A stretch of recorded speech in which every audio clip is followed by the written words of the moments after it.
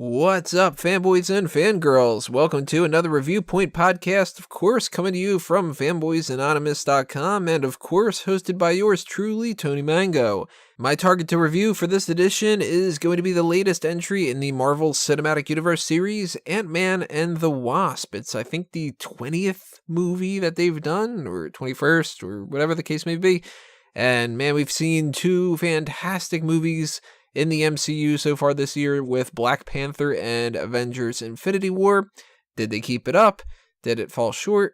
Let's see what the case may be. So, the way that this normally works here, I do my hits and my misses of the movie, talk about the things that I liked, the things I didn't like, anything else in between that comes to my mind, and I will always start things off with a spoiler-free review, just in case anybody wants to know whether or not you should see it or skip it, with a general idea of the whole movie, and then after that, we'll get into more of the spoiler territory and a little bit more details and anything else that's coming to mind that I, want to warn you about and everything else like that. So, starting off with the spoiler-free section. Do I like the movie? Yes, I do. Yes, I would recommend checking it out. No, do I endorse it as much as Black Panther and Infinity War? It's just a different animal. It's the type of thing where those, I should say, that's the proper grammar, those two movies were actually much more serious. They had a lot more gravitas to them, a lot more weight. Things matter more a little bit. This is a comedy, so, when you go into a comedy, you expect to laugh, and you expect to have fun, but you also don't expect it to be some kind of, moving, grandiose type film, so keep that in mind, but it delivers on what it promises that it's going to do. It makes you laugh, it's got some fun ride along the way kind of moments, and it's an overall quite enjoyable movie. I do think it falls short in some ways, and I don't think that this is going to be one of the movies that I rewatch over and over again. I've been able to rewatch the original Ant-Man a bunch of different times by now, and I could pop something like the first Iron Man, or I can pop on Civil War and just kind of watch it pretty much at any time. This one, I don't know if I'd really be able to watch too often. I liked pretty much every part about it that I should have liked. Some other parts fell a little bit, short of expectations and stuff. And I'll get into that with the spoiler section. But overall, it's a see it. And I recommend that you check it out, especially if you are, at this point, if you're into the MCU, you're going to watch the movie no matter what. Let's face it, So if you're an outsider, you don't quite get a lot of the references, I'm sure, at this point, and you have 19 movies to catch up on, but I still think that you should check it out. Now, going forward, there will be spoilers, so warning, if you have not seen the movie yet and you don't want to know what happens, bookmark this, go watch the movie and come back and check it out later. Continue on if you don't care about being spoiled. Why do I always say that? Spoiled, and, whatever. Just wanted to warn everybody. So, let's start breaking down some of the specific hits and misses of the movie. It has a similar tone as what the first one had, so the tone is the thumbs up in my mind because it's something a little bit different from what we've seen in some of the other movies. Ant-Man is not Black Panther. Ant-Man is not, say, even like Guardians of the Galaxy, and that's more of a comedy kind of a thing. They all have their different feel to it. Captain America movies feel like political thriller kind of, more serious kind of tone. And then Thor Ragnarok was kind of crazy and stuff like that. So if you like the tone, then that's a thumbs up. Paul Rudd, of course, knocks it out of the park. He does exactly what he was supposed to do. His character is one of the best characters of the movie, which is really good because a lot of movies, it turns out that the supporting characters are much better. Not necessarily the case. However, some of the supporting characters really get a chance to shine here. Michael Douglas is fine. He is, no real complaints about him. Cassie, I thought was really a standout this time around. The little girl that plays her, she could be a really damn good actress in the future. She's a good actress as she is right now for what she's been given. And if she continues to grow and she continues to learn and, her skill level goes up, she could be a, potential Oscar winner, I think, at some point. Not to say that this is going to win her an Oscar, don't go a little bit too crazy here, but she just sold me. and she had a lot of charisma to her, and I really think that she knocked it out of the park here. Evangeline Lilly for Hope, she's pretty kick-ass. Liked her a lot. I'm sure that so many little girls that see this movie are going to be looking at the Wasp and being like, that's my hero and stuff like that, which that's always good to hear, because as much as I bitch and complain about people forcing narratives of movies and trying to get a little bit too political, I think that this is the best way to do it. She simply was a hero. And it's a character from the comics. It's somebody that, we've gotten to know from the previous movie and different things like that. She got a chance to show that she's a badass, and you accomplish what you're looking to get out of being a good role model for little kids without having to shoehorn anything in there. That means so much more. It's got so much more weight when you do something like that, like the Dora Milaje in Black Panther. I feel like they were more useful than the Amazonians in Wonder Woman, for instance. So on that side of things, big fan of Hope. Jimmy Woo was great. A lot of comedic spots there.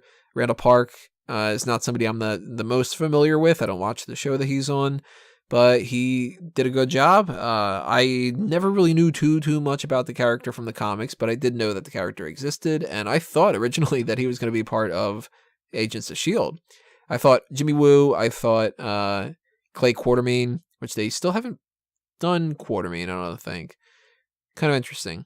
Having him as an FBI agent instead of a S.H.I.E.L.D. agent, yeah, rinse and repeat kind of thing. We don't have S.H.I.E.L.D. I do think that S.H.I.E.L.D. needs to return, but that's getting into some future stuff. I really liked that they brought Bill Foster into the mix here, and even though that the whole idea with him working with Ghost was totally transparent as hell, I mean, it was like, come on, I've seen movies, I know that this is going to go where it's going to go. I'm glad that they undercut it by revealing it super early. Just don't make me wait until the 3/4 mark to be like, uh-oh, he's actually working with...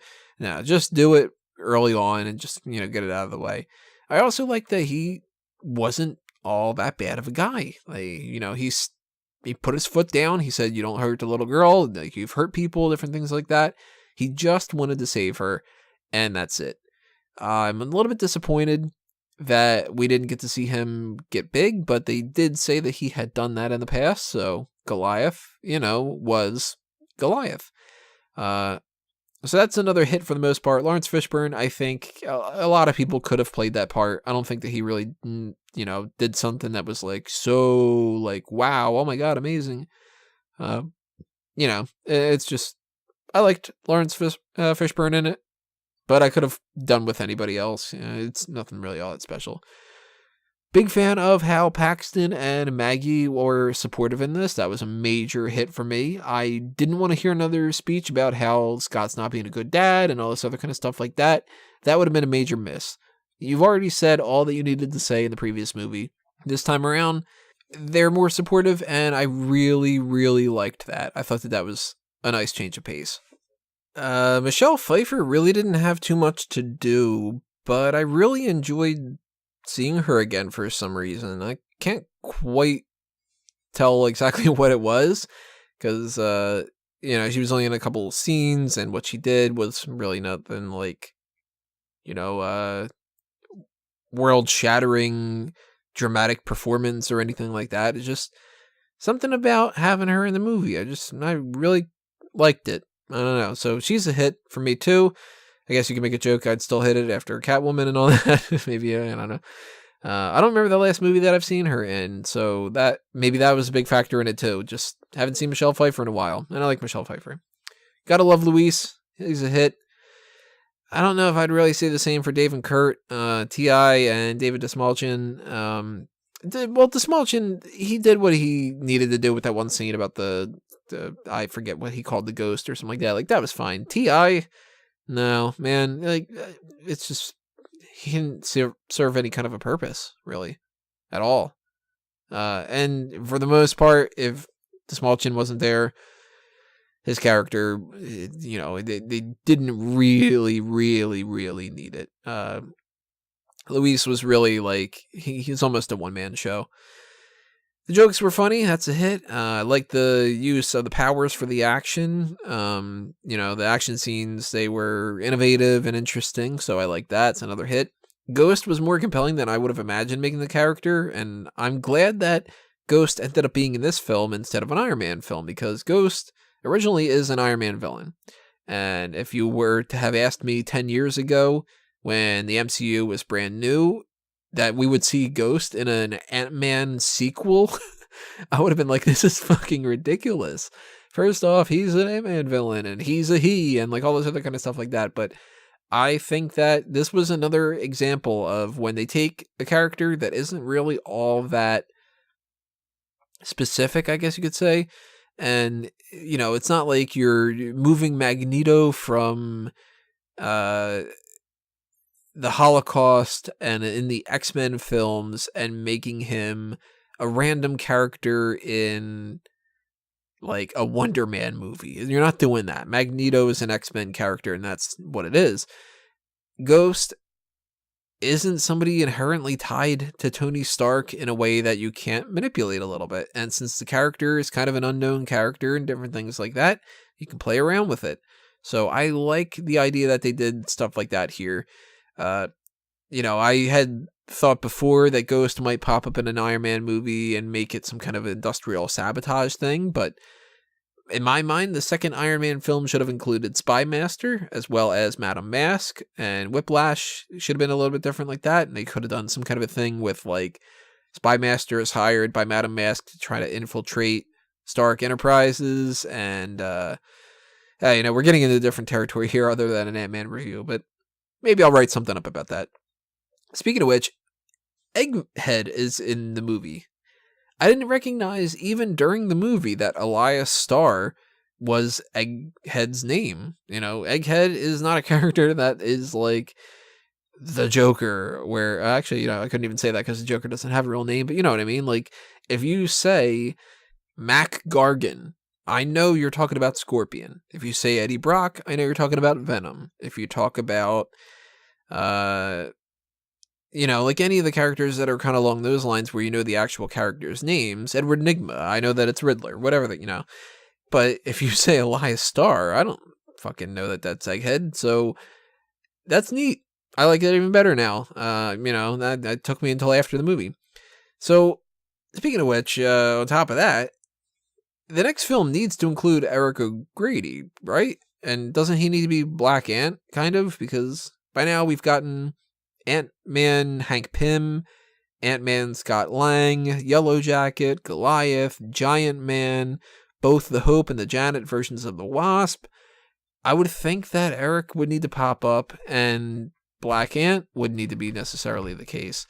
I'm not too familiar with Black Ant to be like, that's like a, they should do this type of storyline or, anything like that. But I do know that that's another villain, and they do like to do similar kind of things. So Black Ant strikes me as the next way to go.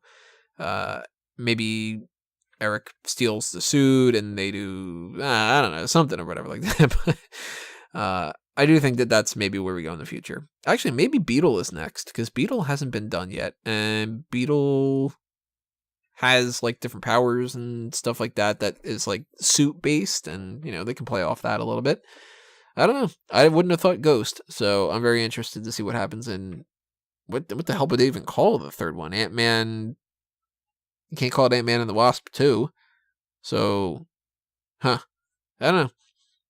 For that matter, though, I gotta say, not a hit, not a miss, just meh, was the evil, generic businessman trope character that Walton Goggins played. I like Walton Goggins.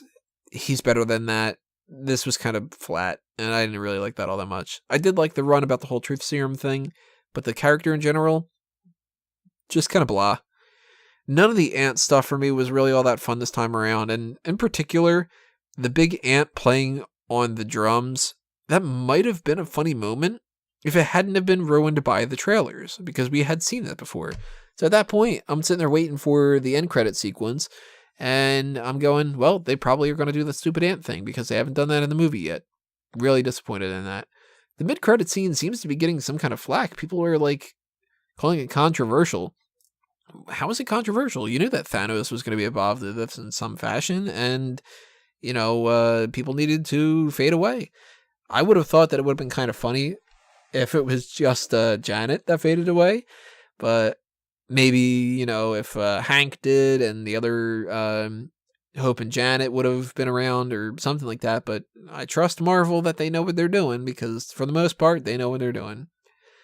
Overall, the movie is a hit in my mind. It's not anywhere close to Black Panther and Infinity War. It's just on the lower end, and I haven't quite decided where it's going to fall on my definitive ranking list on Fanboys, but I'll try to figure that out pretty soon, and you'll be able to see where I put it. I'm going to probably lean it towards the bottom half at some point, because, at this point, we've had 20 movies, so if it's my number, I don't know, my number 11 or something like that, it's still I like all these movies. There's not one of these movies that I don't like. Thor the Dark World is my least favorite. This certainly is not as bad as Thor the Dark World, but even Thor the Dark World I've seen a bunch of different times, so keep that in mind. As much as I don't seem super duper crazy enthusiastic about this, it still was good enough, and I'm disappointed that we're not going to get another Marvel movie at the end through the rest of the year, because it's already, just July, and, I kind of want another one. But maybe, even though this wasn't the best note to go out on with two much stronger movies beforehand, we're going into Captain Marvel, and then we're going into Infinity War Part 2, or whatever they're going to call it. So, hey, I'm still really fucking pumped. So, thumbs up, hit, not the biggest hit in the world, but still a hit. I recommend going and, checking it out. So when you do check it out, make sure you drop a comment below and tell me what you think about the movie, whether you agree or you disagree, whatever you want to talk about. We'll figure it out. So drop a comment on the YouTube part, or if you were listening to this on iTunes and Stitcher, or, whatever elsewhere like that, then you can go ahead and leave a comment on the page on fanboysanonymous.com itself.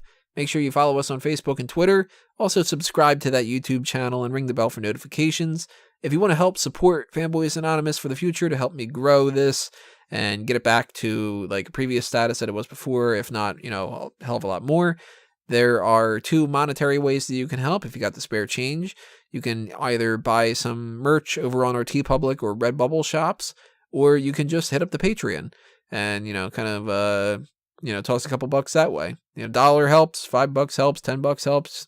It sounds ridiculous, but it really actually does, especially with YouTube and, that fucking mess. If you follow the pro wrestling side of things, smarkoutmoment.com is where you're going to find all my stuff there. As far as other stuff on Fanboys, I have been watching Glow, and I've been, kind of reviewing each episode little bit by little bit on that. I'll probably be trying to check out the first Purge sometime soon, so I'll probably put up something about that. Maybe I won't do an actual review point of it. Maybe I'll do a making the grade, because I haven't done that in a while. Or maybe the next time you guys are going to be hearing from me is going to be Mission Impossible Fallout or Teen Titans Go to the Movies. I don't know. We'll see. So check out all that stuff when it comes up. Thanks for your support, everybody, and I will see you next time. It's time for me to geek out. Adios.